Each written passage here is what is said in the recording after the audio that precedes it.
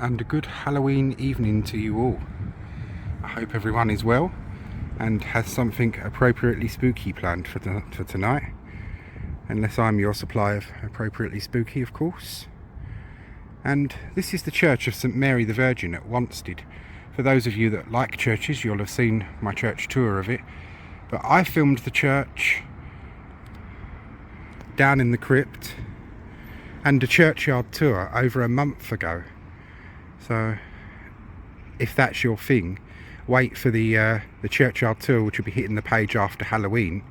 But the crypt I'm going to be sharing as part of my Halloween 3-day spectacular, shall we call it. And it's very interesting. It's over an hour or thereabouts, but it is an interesting tour. It's a guided tour, and you get the information about the people from our tour guide, and I've added in historical images and things like that about each person covered in the tour, and it's very interesting. But I've brought us here over 1 month later, because all my church footage and churchyard tour and that and photos, they were all taken on the 28th of September. But I've returned us here on Halloween night to start us off on our Halloween 3-day special.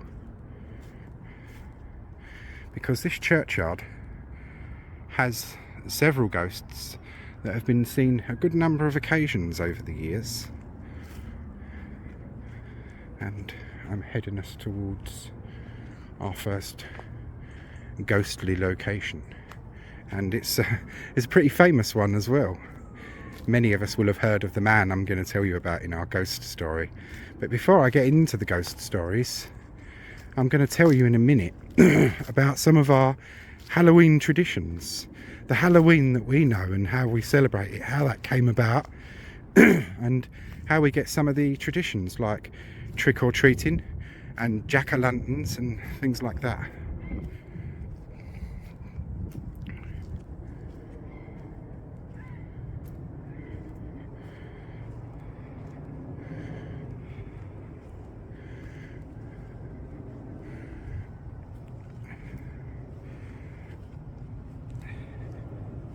And I've brought us here to this part of the churchyard for our first ghost story, which you'll be hearing after the Halloween traditions, for this grave, which is in sight of this yew tree that is said to be nearly 1,000 years old, sadly destroyed by a lightning strike a few years back. But it's written that wood was taken from this tree to make bows for the Battle of Agincourt of Henry V fame. Cry God for Harry, England and St George. A very famous man, a very famous battle. But firstly, I'll tell you about some of our Halloween traditions. Halloween in itself is a time of year and ceremonies and things like that that goes way, way, way back, even before the Christians, to the pagans and Celts, and their time of Halloween was mostly around harvest festivals and things like that. But Halloween as we know it has influences from Christian beliefs and practices. The English word for Halloween comes from All Hallows Eve, being the evening before the Christian holy days of All Hallows Day, which is All Saints Day on the 1st of November, and All Souls Day on the 2nd of November.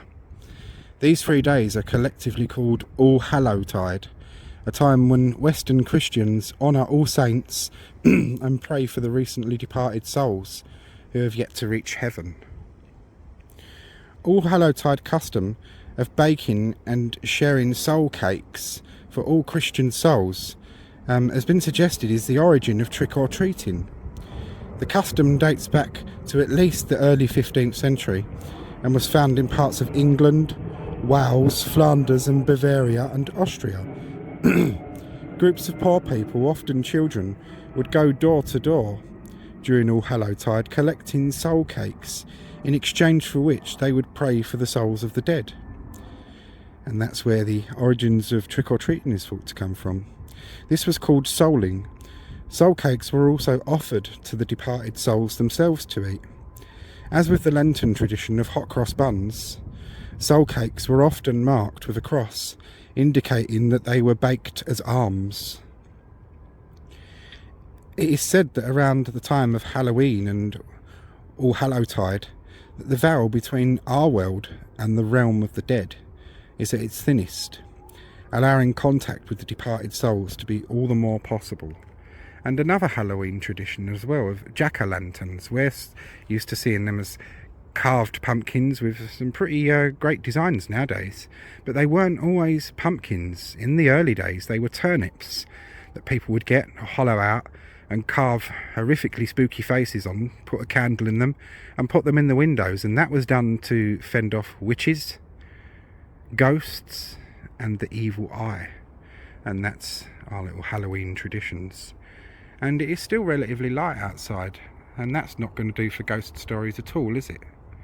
So, with the click of a finger,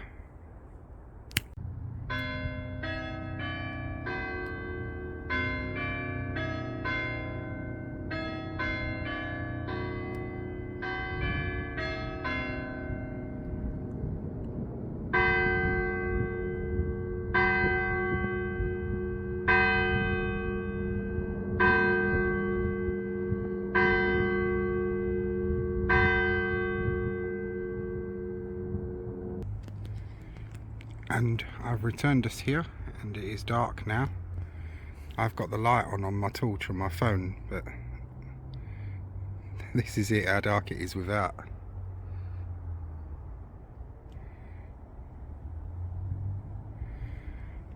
And for our ghost stories, the ghosts of St Mary's Churchyard in Wanstead. There are reputed to be several ghosts that haunt the cemetery. The dullest in hue, at least, is the Grey Lady, who has been seen unsuccessfully scouring the churchyard on moonless nights for at least 100 years, looking for her missing husband. Grey ladies are of course 10 a penny, so not many people give her much notice, bless her. There is, and this is our most famous one, there is a skull and crossbone headstone for a Thomas Turpin in the churchyard. The occupant is said to be the uncle of Dick Turpin, the notorious highwayman. The housebreaking highwayman, robbing people in 18th century, supposedly visits his uncle periodically, though without his horse Black Bess, which is quite unusual for a sighting of Britain's busiest ghost. The ghost of Dick Turpin is said to be seen all across Britain, all over the place, so that's why he's such a busy ghost. He's said to visit his uncle periodically. Here is the destroyed nearly 1,000-year-old yew tree, wood from which made the bows for the Battle of Agincourt. And our next ghost is probably one of the more interesting ones. It's a skeleton who wheels a coffin loaded onto a handcart around the burial ground. Some say he is looking for his wife, but if that is the case, then why is he pushing a coffin? Is he going to put the wife inside the coffin? Doesn't he realise that he's too late? At some point in his circumnavigation of the churchyard, he passes an ornate tomb where a white lady, fully fleshed, emerges, embraces him, and some say that the corpse of the lady in white was stolen by body snatchers, and when she embraces him they both disappear. And that's our ghost stories from the haunted St Mary's Churchyard.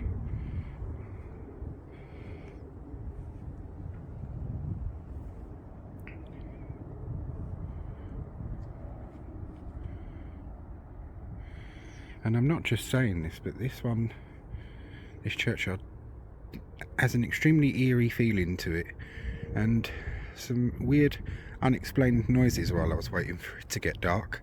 Notably, sounded like someone walking very near to me, and there was no one around. And also what sounded like the voice of a very, very young child. And that was even before I got started, so the paranormal does interest me.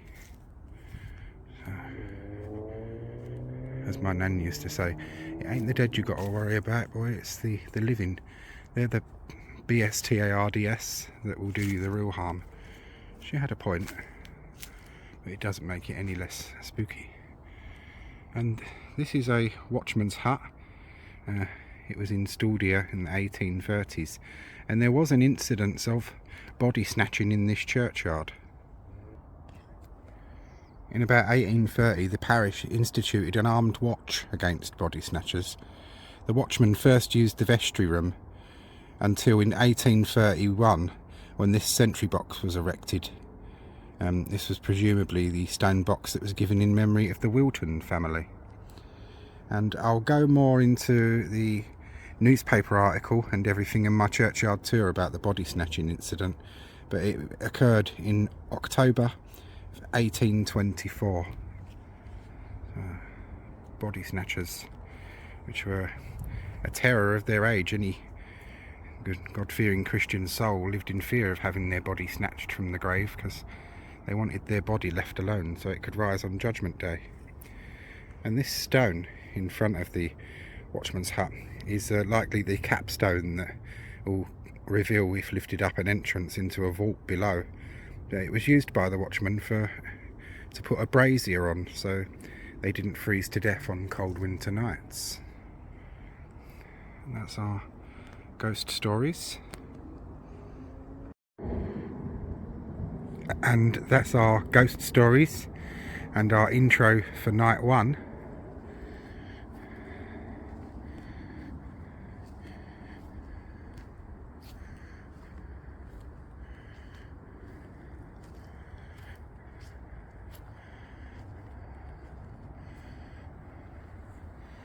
A very old tree being propped up.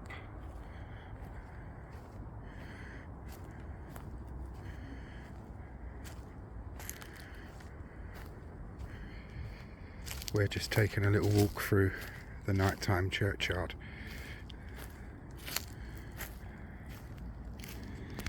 Bear this one in mind.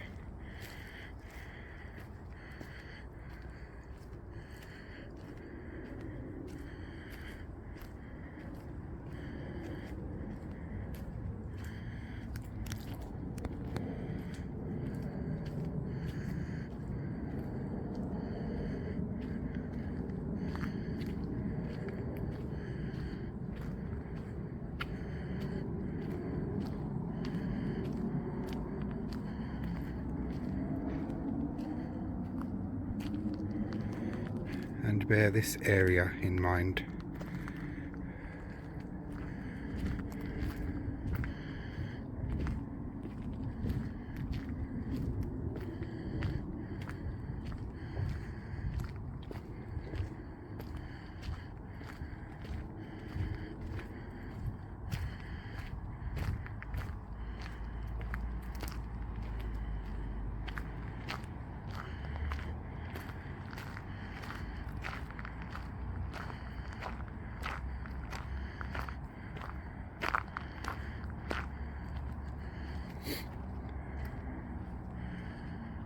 And I told you to bear those areas in mind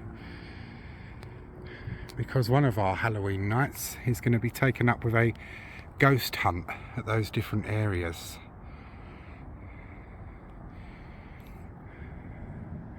But tomorrow evening you'll join me here with one I filmed earlier for a oh shit, that made me jump, for a crypt tour, a tour of the crypt. One I filmed earlier, and it's very interesting. You get right into the lives of some of the people buried in the crypt, even some historical images of some of the people covered on our tour. But yeah, that's upcoming content for you. So tomorrow you've got the crypt tour, and then the night after that you're going to have a ghost hunt in the areas I've just shown you, and I hope you'll all find it interesting. So, thank you, and wishing you all a happy Halloween. And hopefully you'll find the locations appropriately spooky.